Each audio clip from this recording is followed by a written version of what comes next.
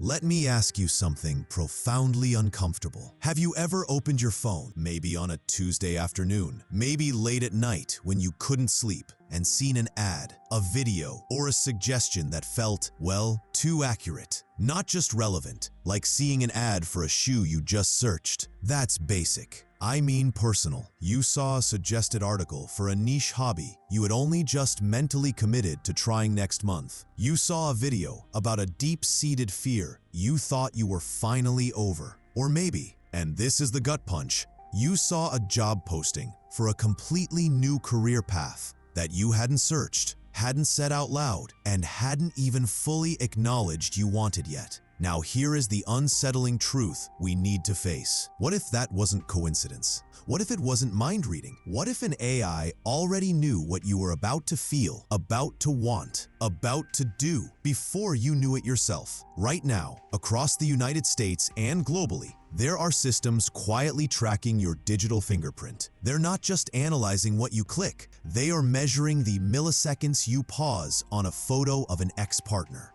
They are clocking the rhythm of your doom scrolling. They are noting the precise moment your pace slows down when you encounter content that triggers your vulnerability. And from that behavioral data, they are not just predicting what you'll click, they are predicting who you are becoming, your hidden anxieties, your subconscious impulses, your future decisions about money, relationships, and even your political vote. This is not a scene from Black Mirror. This is a massive, quiet reality deployed at scale right now. Today, we're peeling back the curtain to show you precisely how modern AI can know your secrets before you consciously do. We'll explore the science behind it, expose who is truly benefiting, and explain why, by the end of this video, you may never look at your smartphone the same way again. Let's start with a foundational, proven fact that should chill you. Back in 2013, a landmark study from researchers at Cambridge University and Microsoft analyzed people's Facebook